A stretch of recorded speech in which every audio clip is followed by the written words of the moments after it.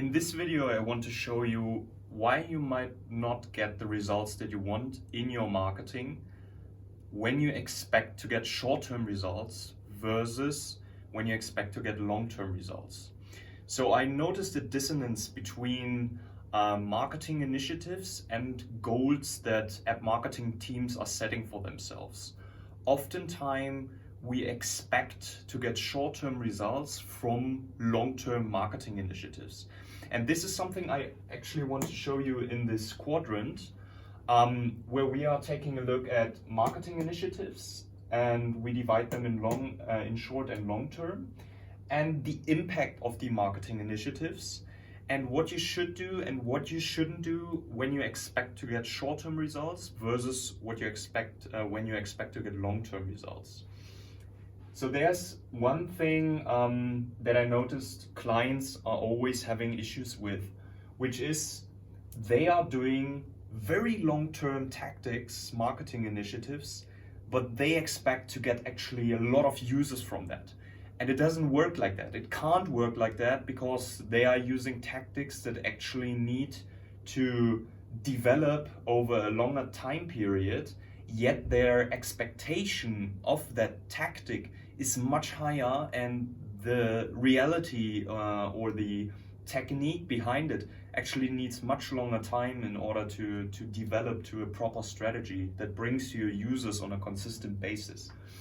I want to show it to you by looking at firstly what not to do. What you don't want to do is ride a dead horse. You don't want to have long-term marketing initiatives that cost a lot of your time, but that bring you only a low level of impact. This could be, for example, we have taken a look at a Facebook page by a client of mine, which was being maintained, which took actually a lot of time from the marketing manager, but it didn't give any results at all. Maybe it was a nice branding tool, but Facebook pages have such a low organic reach at the moment, below 1%. So in my book, this is a dead horse. If you don't get downloads from it and it costs you a lot of time long term, don't do it. Then let's talk about actually what is sitting in the middle of it. So when you have your marketing initiative and your impact, and it is sitting between short term and long term, this is, for example, ASO. ASO is quicker than SEO, but it's not as quick as running Facebook ads, for example. So you have to consider that it will need a couple of weeks, a couple of months to actually develop itself, to get the right kind of rankings, to find out what kind of click-through rate is your ad performing at, and things like that. So knowing your funnel, this is a really midterm thing because it's not as long-term, which leads us to the long-term point, as SEO, for example, or content marketing, but it's also not as short-term as being, for example, featured in a magazine, being featured on a web portal, being having some kind of feature, maybe also in the Apple App Store or on Google Play, being the app of the day. So this is what you have to consider. And here's the dissonance. Oftentimes we expect to get a lot of impact on a short term from a long-term initiative. And this doesn't work. So we have to consider, this is oftentimes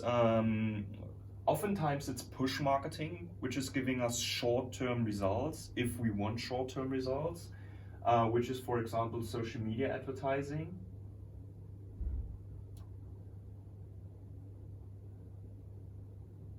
Or PR, which is sort of this, or a product hunt feature.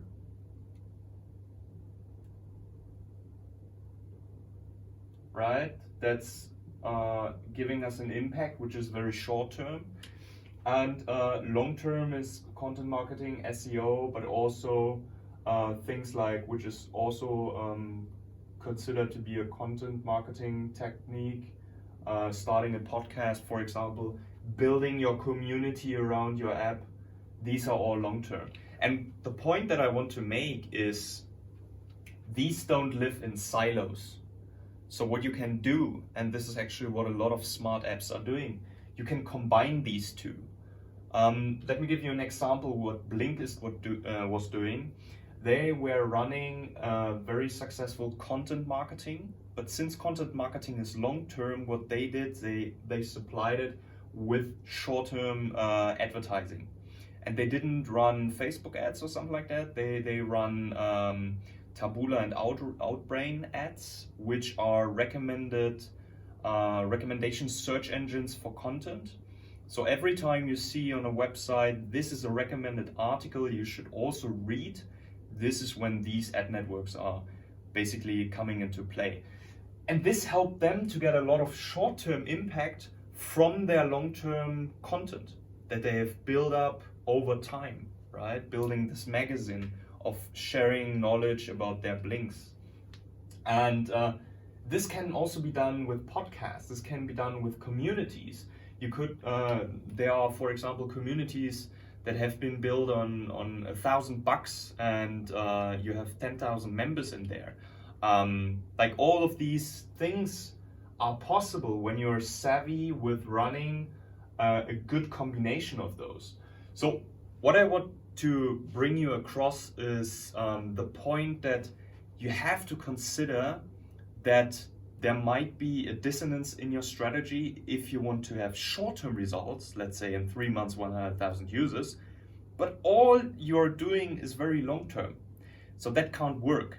You also have to think about what kind of short-term initiatives can we do and how can we supplement them with long-term results in order to build a sustainable marketing strategy, really.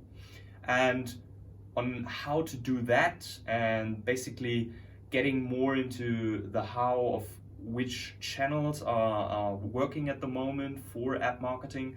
This is what we're going to dive in later, but just keep in mind your marketing initiative, the impact, and take a look at your strategy. And if you have any questions, let me know down below. Have a good one. See you in the next video.